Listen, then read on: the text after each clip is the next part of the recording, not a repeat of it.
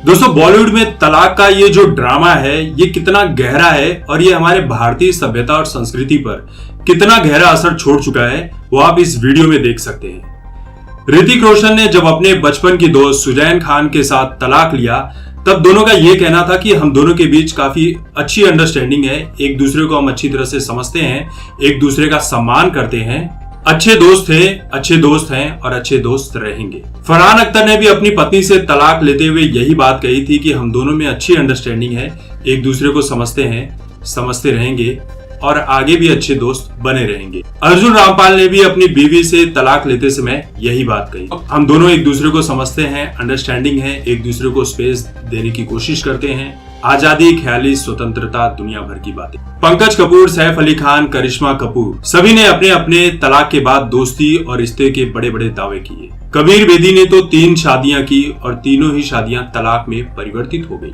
चौथी शादी निभा रहे हैं, कब तलाक ले लेंगे, 72 साल के हो चुके हैं, ये उन्हें भी नहीं पता। कबीर बेदी की बेटी है पूजा बेदी, न्यूज़पेपर में बड़े बड़े आर्टिकल लिखती है कि अच्छे संबंध कैसे बनाए जाए, कैसे अच्छे रिश्तों को निखारा जाए। न्यूज़पेपर के माध्यम से बड़े बड़े लोगों का झगड़ा सुलझाने का काम करती है, जोड़ियां बनाती है, जोड़ी मेकर्स बनने का काम करती है। लेकिन रियलिटी ये है कि खुद की जिंदगी में 6 अफेयर कर चुकी हैं और 3 शादियां भी कर चुकी हैं और तीनों ही शादियां तलाक में बदल चुकी हैं। पता नहीं फिर भी इतना ज्ञान कहां से, कैसे और क्यों लेकर आती है। अपने बचपन के प्यार रीना दत्ता को तलाक देने के बाद आमिर खान ने किरण राव से शादी की, 15 साल साथ रहे, अब तलाक की दहलीज पे खड़े हैं और फिर वही बातें करें कि हम दोनों एक दूसरे को बहुत अच्छी तरह समझते हैं, एक दूसरे का सम्मान करते हैं, आदर करते हैं, इज्जत देते हैं, प्यार देते हैं और तलाक के बाद भी यही चीज कायम रखेंगे। सुनने में ये भी आ रहा है कि तलाक की घोषणा करने के बाद ही पूरी फैमिली कारगिल और लद्दाख में छुट्टियां मना रही है। ये किस तरह का तलाक है समझ में नहीं आता। खैर, तलाक की बात सामने आई है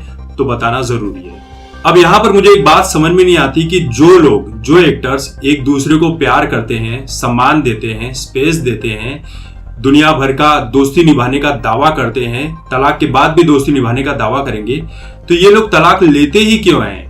ये आपस में एक दूसरे को रोकते टोकते नहीं है, एक दूसरे का ख्याल रखते हैं, इतना आपस में इतना विश्वास है, फिर भी तलाक ले लेते हैं। ये बात तो समझ से परे है। अब देखिए, बॉलीवुड के चलते ही कहीं ना कहीं भारत में जो एक समय रिश्तों को बहुत महत्व दिया जाता था, आदर सम्मान दिया जाता था, अब लोग उन चीजों को छोड़ चुके हैं। सब्जी में नमक कम है, चल भाई तलाक ले लेते हैं। पति बाहर घुमाने नहीं ले जा रहा है, चल भाई तलाक ले लेते हैं। मेरे मायके वालों की बुराई करता है, जा तुझे तलाक देती हूँ। तेरी फटी हुई बांस मारू चड्डियां मैं नहीं धो सकती, जा मैं तुझे तलाक देती हूँ। देखिए, बॉलीवुड वाले तलाक लेते हैं, ये समझ में आता है, उनके पास पैसे हैं, आपस में मांडोली कर लेते हैं, इनको कोई फर्क नहीं पड़ता है। मीडिया में एक प्रेस रिलीज और साथ में स्टेटमेंट जारी कर देंगे कि हम दोनों एक दूसरे का सम्मान करते हैं और तलाक लेने जैसी बातें कर देते हैं। तलाक का ऐलान करते हैं, तलाक हो गया।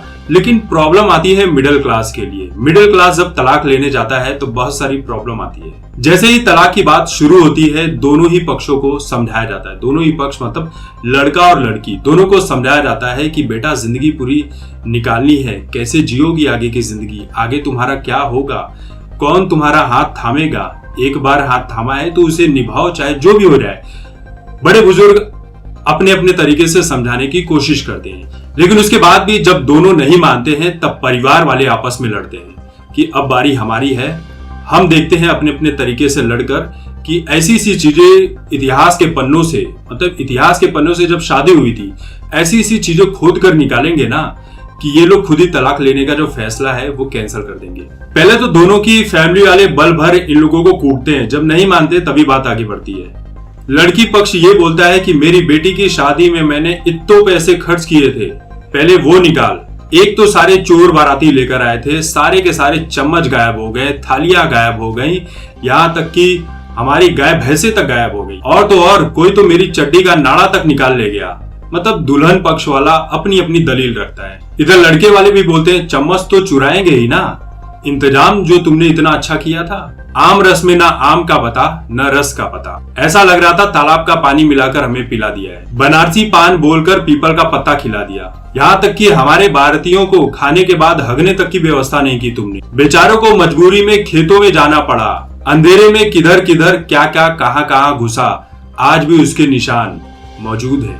अब उसका हर्जाना निकालो, तलाक की हम बाद में सोचेंगे। तो जब इतना नौटंकी जब देख लेते हैं कि यार माँ बाप इतनी नौटंकी कर रहे हैं दोनों पक्षों की, तो मिडिल क्लास फैमिली का जो लड़के लड़की होते हैं ना, वो तलाक लेने का आइडिया ही कैंसिल कर देते हैं और बहुत सारे लोग तो तलाक ले ही लेते हैं। तो कहने का यही मतलब है कि भाई बॉलीवुड वालों के लिए बहुत आसान है तलाक लेना, क्योंकि उनके भीतर न भावना होती है, न प्यार होता है, न किसी तरह की कोई श्रद्धा होती है, न आपसी समझ होती है।